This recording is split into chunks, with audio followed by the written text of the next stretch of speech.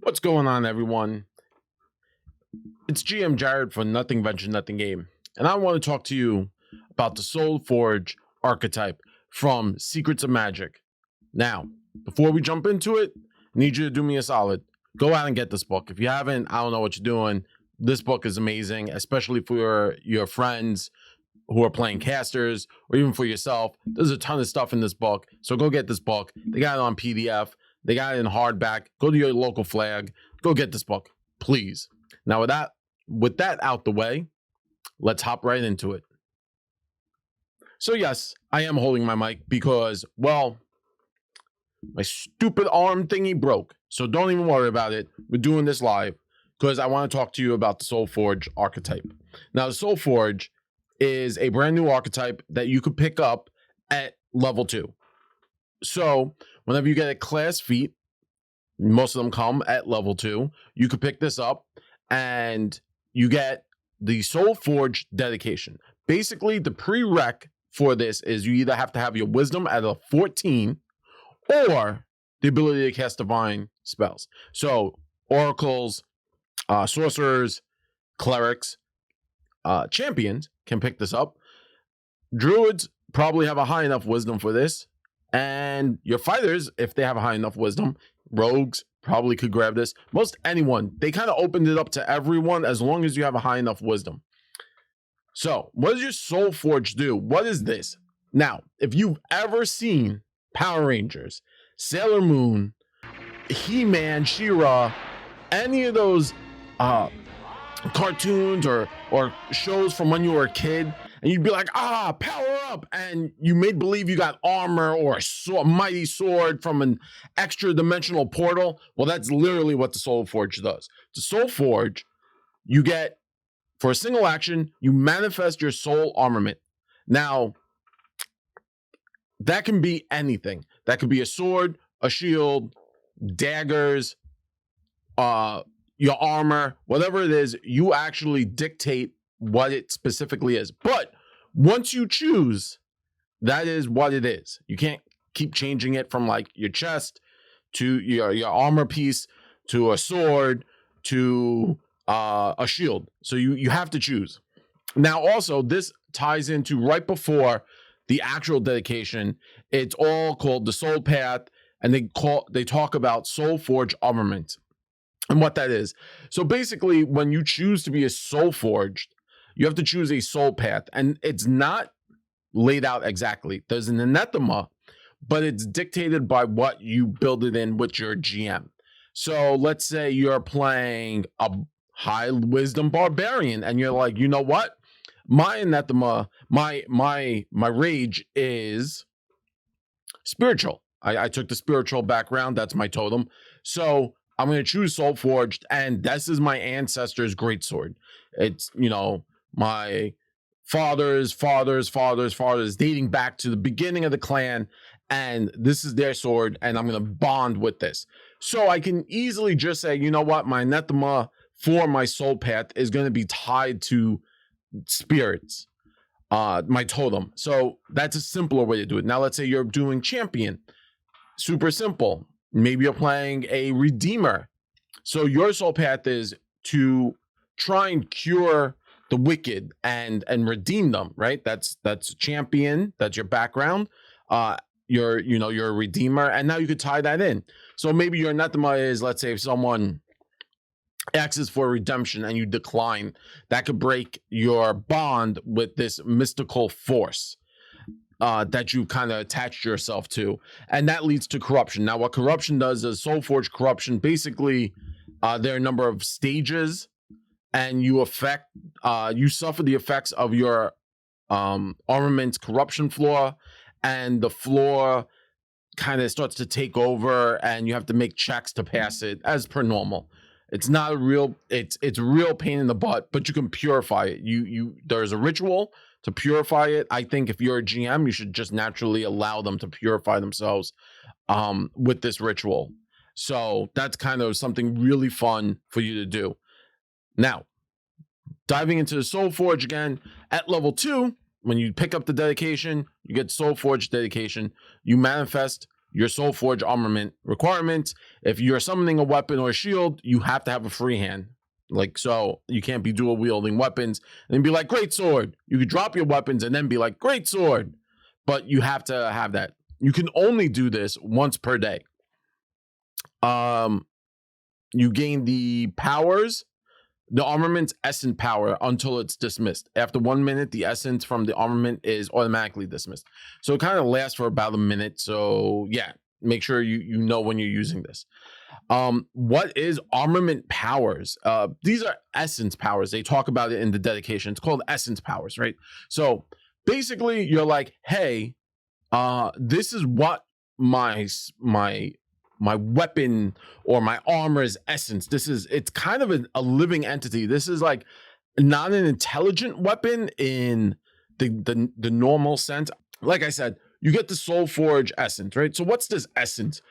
This is like its own personality, but you get to kind of craft it. So you have adaptable persona, and so they are specific ones to armor. There's specific ones to weaponry, and shields. So you kind of have to make sure you're picking the right one.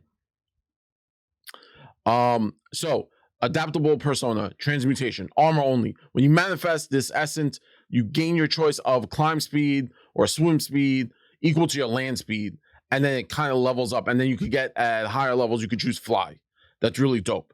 Another really cool one is heroic heart. This one, it's an enchantment, it's mental. You gain a +1 status bonus to attack rolls, perception checks, skill checks, saving checks. Now, if you have a corruption, your corruption flaw is you take a -1 penalty to attack rolls. So that's the corruption. All of these come with the flaw naturally to it. So that one, heroic heart, doesn't say if it's armor, weapon, shield. So it could be any one of those. So you could just be like, oh, you know what? My sword, this great sword that was in my clan makes me a better fighter. You know, once I have it, I feel stronger. I believe in this weapon.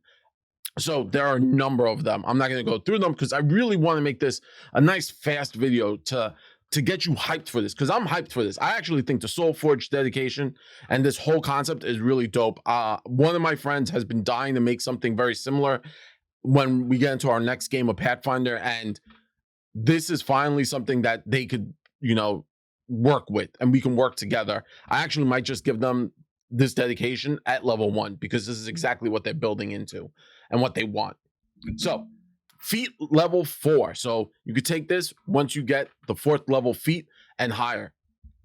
And don't forget, you could always double back. So maybe, you know, when you get this option, it's not best for your class to take it. And then maybe when you get to a high enough level, you're like, oh, you know what? There's nothing really good here. So I'm going to double back and take an earlier level feat. Soul Flare, it's a reaction. That's important. You have to have prereqs, the dedication, right? The trigger. An attack you made with a Soul Forged weapon or shield misses a creature, or a creature hits you when attacked while you're either wearing manifested armor, or you have your Soul Forged shield raised. Now, what happens?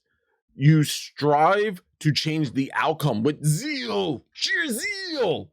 I love that. You gain a +1 bonus to your attack rolls if making an attack, or to your AC if you were hit. If the bonus turns your miss attack into a hit, or the hit against you into a miss, you have to make a flat 5 check. So you roll a d20. If you roll higher than 5, you're groovy. So if you fail, your armament is dismissed. Your weapon, if you attacked, or your armor or your shield, it just bloop, blinks into another universe. It's pretty terrible. It's also a reaction. Not many classes get reactions besides shield block is a good one. Fighters naturally get attack of opportunity at early levels, but you know, if you're playing a class that doesn't, Swashbuckler has a ton of reactions. Actually, I take that back. But if you're playing a class that doesn't have a ton of reactions, this is kind of really groovy to pick up. Feat level 6, rapid manifestation. This is a free. The trigger, you roll initiative or a hazard attacks you. Remember, hazards have their own initiative. Basically, your unwavering soul brings up a defense as soon as you're in danger. You manifest your soul armament. Yeah, you manifest your soul armament. That's literally, it's a free thing. You roll initiative, boom. Whatever you got, saved the way, that greatsword instantly manifests. That armor instantly comes on. I'm thinking in my head, Green Ranger.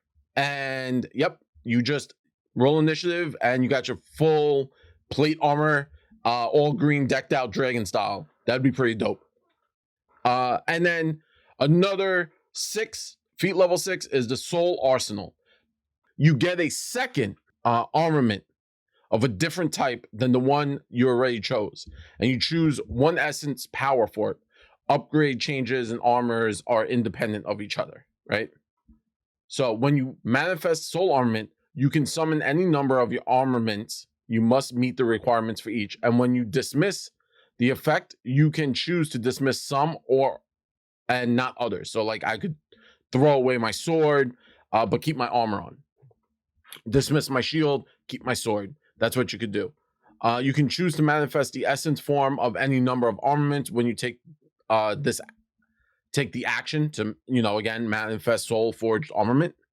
When you gain Soul Forged Corruptions, choose one armament corruption floor to affect you for stage 1. At stage 2, you take the floors of all of them. While you have the curse, each armament gets a separate flat check to manifest its essence form, and failing prevents you from manifesting only that armor's essence form. That sounds like a lot, right? That's a lot, right? So you just heard me dictate that whole thing to you. I apologize for that. But basically, Soul Arsenal, the moment you get this, you have the capability of manifesting all of your gear or whatever you have all at once, or manifesting just 1 or 2 of them, or while you have everything out, you could just make certain ones disappear when you don't need them. That's really cool. So not a lot going on here, but a lot going on here. Why? Because there is a ton of stuff attached to that, which links to Soul Forged Armament. And that specifically is a whole different type of magic. Again, it's very similar to intelligent items, but not really. It's weird. I feel like they might have some form of intelligence. I mean, you could probably play that in, but it's more of like they just have a mystical connection to you. That's the best way I could put it. Like if you have ever seen Ronin Warriors, right? Like the armor had like this mystical connection to them, or Power Rangers, right? Something similar to that. And yeah, that is basically the archetype. Not a lot to choose from there. And remember, when you do take an archetype, you have to take 2 feats from that archetype before you can dedicate into a different one. So where do I stand on this? What am I going to say about this that I haven't said yet? I'm going to say maybe if you're playing a single class, right? Like in your head, you're not dedicating into anything else. You're just doing one thing and one thing only, and you have a high enough wisdom, and maybe it ties into your character. This is a great thing to pick up. You could pick it up even later on, and it's really cool because I like the concept of like you can have these like this soul bonded equipment right with you, and then all of a sudden just summon it. So like you might be like with some guards and stuff, and you instantly can just be like, boop, I summon this. It takes an action, but that's it. It's concentrate, and conjuration, divine, and extra dimensional. There's nothing on there that says it's like it's not casting a spell. You just summon it out to you. I think that has a lot really cool stuff to it. I do want to see how it interacts with some of the other classes, because coming up soon, if it's not out, if you're listening to this in the future and then it is out, but like you have the inventor, you might be able to kind of mix and match your inventor class weapon or creation with your soul forger, and then that'd be an interesting combination. But those are just some rambling, so don't even worry about it. So that's the quick and dirty review of the Soul Forge dedication. I suggest you look at it. Again, go pick this book up. I think it's a really great book. I think this dedication is really cool. So is there anything from this book that maybe interests you? Maybe certain dedications interest you? Let us know in the comments below. Thanks a lot. And from all of us here at Nothing Ventured, Nothing Game, I want to say we love rolling dice, giving advice, a little bit of that New York spice. I totally nailed that ending, Steve. Peace.